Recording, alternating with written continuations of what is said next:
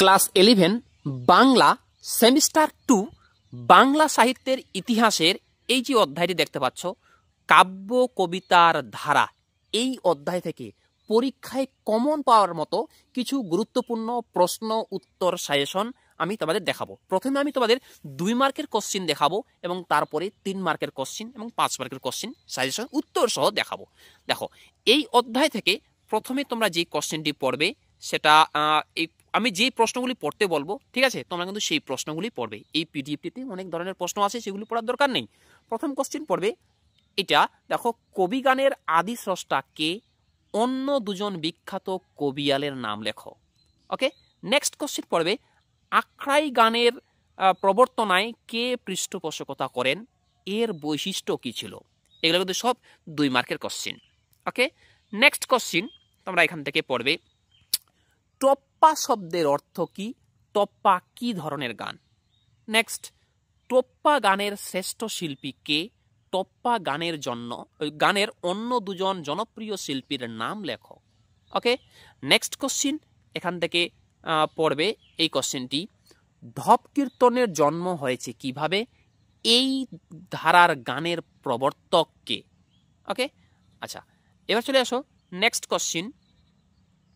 এই প্রশ্নটা পড়বে কাকে স্বভাব কবি বলা হয় এবং তার রচিত 2টি কাব্যগ্রন্থের নাম লেখো। ওকে, আচ্ছা, এবার চলে আসো পরের কোশ্চিন তোমরা কি পড়বে এখান থেকে। নেক্সট কোশ্চিন এই দেখো, অক্ষয় কুমার বড়ালের লেখা বিখ্যাত শক কাব্যের নাম কি? এটি কোন ঘটনাকে উপলক্ষ করে লেখা? এই প্রশ্নটা পড়বে। আচ্ছা, নেক্সট এবার চলে আসো এই যে কোশ্চেনটি 13 নম্বর কোশ্চেনটি পড়বে এখান থেকে। প্রত্যেকটা প্রশ্ন পড়ার দরকার নেই। রবীন্দ্রনাথের কবি প্রতিভার নিজস্বতা প্রথম কোন কাব্যগ্রন্থে প্রকাশ পেয়েছে এবং কিভাবে প্রকাশ পেয়েছে? এটা পড়তে হবে। ওকে, আচ্ছা, নেক্সট পড়বে এই প্রশ্নটা, আমি মার্ক করে দিচ্ছি, রবীন্দ্রনাথের বলাকা কাব্যগ্রন্থ কত সালে প্রকাশিত হয়? এটি কি জন্য বিখ্যাত? ওকে, আচ্ছা, নেক্সট এখান থেকে কোশ্চেন পড়বে এই যে প্রশ্নটা, বাংলা কবিতায় রবীন্দ্র অনুসারী 2জন কবির নাম উল্লেখ করো। নেক্সট, সত্যেন্দ্রনাথ দত্তের 2টি কাব্যগ্রন্থের নাম উল্লেখ করো এবং তার কবি চেতনার মূল বৈশিষ্ট্য কি? আচ্ছা, নেক্সট খুবই গুরুত্বপূর্ণ question, very very important question, Bangla কবিতায় কাকে দুঃখবাদী কবি বলা হয় এবং কেন? নেক্সট কোশ্চিন দেখো, বাংলা কবিতায় মরুকবি নামে কে বিখ্যাত এবং কেন? মানে মরুকবি কাকে বলা হয় এবং তাকে মরুকবি বলা হয় কেন? এটা কিন্তু পড়তে হবে। ওকে, আচ্ছা, এবার নেক্সট দেখো, নেক্সট কোশ্চিন পড়বে তোমরা এই প্রশ্নটা, এই যে দেখো লাস্ট কোশ্চিন যেটা দেওয়া আছে, বিষ্ণুদের 2টি কাব্যগ্রন্থের নাম লেখো এবং তার কবিম্ব ভাবের মূল বৈশিষ্ট্য উল্লেখ করো। ওকে, আচ্ছা, এই কয়েকটা কোশ্চিন 2 মার্কের এখান থেকে পড়ে গেলেই তোমরা কিন্তু ফাইনাল পরীক্ষায় কমন পেয়ে যাবে। এবার চলে আসো এই অধ্যায় থেকে 3 মার্কের কোশ্চিন কি কি পড়তে হবে। ওকে, কারণ আমাদের পরীক্ষায় 2 মার্কের আর 3 মার্কের কোশ্চিন এখান থেকে আসে। তো প্রথমে এই অধ্যায় থেকে 2 মার্কের কোশ্চিন দেখালাম, এখন আমি তোমাদের দেখাবো 3 মার্কের কোশ্চিন এখান থেকে কি কি পড়তে হবে। ওকে, নেক্সট কোশ্চিন দেখো, 1 নাম্বার কোশ্চিন পড়বে এখান থেকে, বাংলা কবিতার ধারায় কবিগানের ভূমিকা বিষয়ে আলোচনা করো। এই প্রশ্নটা একটু ভালোভাবে দেখে নেবে। ওকে, এবার ওই প্রথম প্রশ্নটা থেকে এই প্রশ্নটা আরো বেশি গুরুত্বপূর্ণ, বাংলা কবিতায় ঈশ্বর গুপ্তের অবদান আলোচনা করো। এই প্রশ্নটাতে আমি স্টার মার্ক করে দিলাম। ওকে, যে প্রশ্নটাতে আমি স্টার মার্ক করে দিব সেই প্রশ্নগুলি ভালোভাবে তোমরা পড়ে নেবে।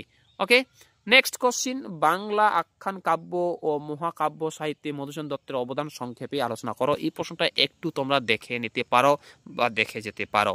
ওকে, এবার এখানে দেখো এই প্রশ্নটা পরীক্ষায় আসে, মাইকেল মধুসূদন দত্তের লেখা কাব্যগুলির নাম লেখো, তার লেখা শ্রেষ্ঠ কাব্যটির বিষয়ে সংক্ষিপ্ত আলোচনা করো। এই প্রশ্নটাতে আমি 3টে স্টার দিলাম। এই প্রশ্নটা একটু ভালোভাবে এই অধ্যায় থেকে পড়বে। ওকে, এই প্রশ্নটা যেটা দেখতে পাচ্ছ এটা প্রশ্ন পড়ার দরকার নেই।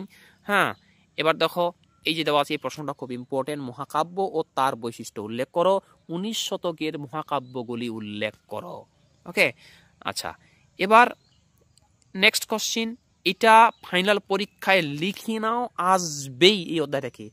বাংলা গীতি কবিতার ধারায় বিহারীলাল চক্রবর্তীর অবদান আলোচনা করো। এই যে ভেরি ভেরি ইম্পর্টেন্ট লিখে দিলাম, এবং এই প্রশ্নটাতে আমি তোমাদের 5টি স্টার দিলাম, কারণ এটা হচ্ছে বিহারীলাল চক্রবর্তীর বিষয় নোট। মনে রাখবে এখান থেকে শর্ট প্রশ্ন যুক্ত করে দিতে পারে। এই বিহারীলাল চক্রবর্তীকে ভোরের পাখি বলা হয়। এরকম প্রশ্ন দিতে পারে যে ভোরের পাখি কাকে বলে, তার অবদান আলোচনা করো। তার মানে এই বিহারীলাল চক্রবর্তীর অবদান আলোচনা করো, এটাই হবে। ওকে, আচ্ছা নেক্সট কোশ্চিন তোমরা পড়বে এখান থেকে। দেখো এই যে রবীন্দ্রনাথের কাব্যগ্রন্থগুলির কাল অনুসারে বিভাগ করো, প্রতি বিভাগের একটি করে কাব্যগ্রন্থের নাম লেখো। এই প্রশ্নটাও কিন্তু খুবই পরীক্ষায় আসে। ওকে, এই প্রশ্নটা একটু ভালো করে দেখে নেবে। উত্তর সহ আমি তোমাদের দেখাচ্ছি, এই উত্তরগুলো দেখো, এবং এটার পিডিএফ যদি কেউ নিতে চাও আমার টেলিগ্রাম চ্যানেলে জয়েন হয়ে যাও, সেখানে আমি এই পিডিএফটি দিয়ে দিব, এখান থেকে তোমরা এটা নিয়ে নিবে। ওকে, আচ্ছা এই আমি মাত্র 2 থেকে 3টি কোশ্চেন দেখালাম, 3 মার্কের কোশ্চেন।